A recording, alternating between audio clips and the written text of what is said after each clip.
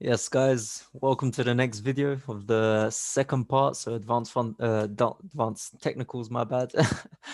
So for this lesson, we're going to be looking at divergences. So um, this might be a concept that a few of you have heard before, and you might know what it means as well, but I'm just going to go through it. So yeah, so to understand before we even get into divergences, I want to talk to you about indicators first. So personally, with smart money concepts and everything, you don't really use indicators as part of your plan.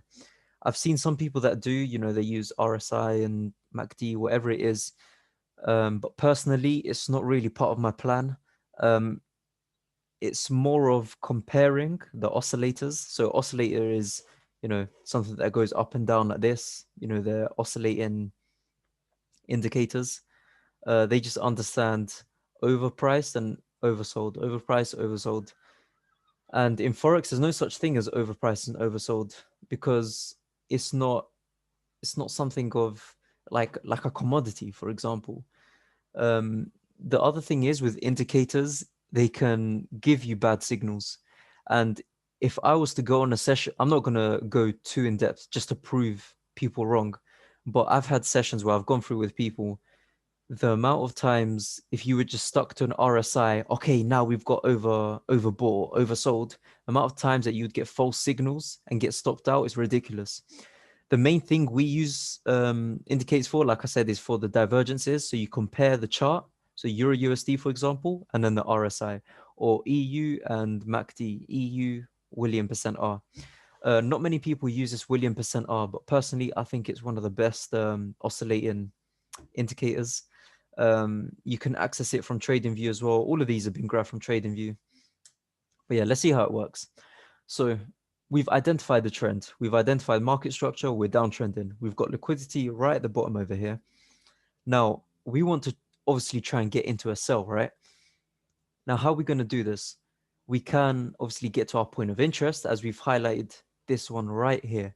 So let's just say we're right at the bottom over here. We've got liquidity at the bottom. We're downtrending. We know we've got a point of interest right there. What are we going to do about it? So when we get to this point of interest, we want extra confirmations, right? We don't just want to enter off a risk trade, which I'm going to explain what that is later on. We don't just want to enter off a limit without being completely sure that it's a good limit, because there's a high chance that it could hit stop loss. There's other points of interest at the top, but what confirms that we're there, that that point is a good point of interest? Okay, so now we've reached this point of interest. Can we get more confirmations? Well, yes, that's exactly what divergences are for. We use divergences to understand if there's a divergence in price. Essentially, what what we're seeing right here is we're seeing price action goes down and then up. This is the high, this is the lower high, right? Exactly what we're seeing. On the indicator, this is exact screenshot at the same time. This price right here, it's not telling you to, it's not saying it's overbought anything, so you have to sell.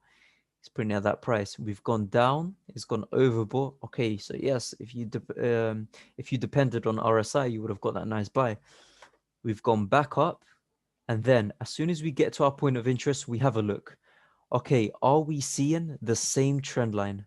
Are we seeing the same um, the same line in the same direction? No, we're not. We're seeing that divergence, and that's exactly what it is. You're seeing price go down, but in actual fact, on the indicator, it's presenting the other way around, and that's exactly what we want. Um, if you look at not volume, but essentially with this indicator, when you start to see this divergence occurring, that's when you know you've got an extra confirmation.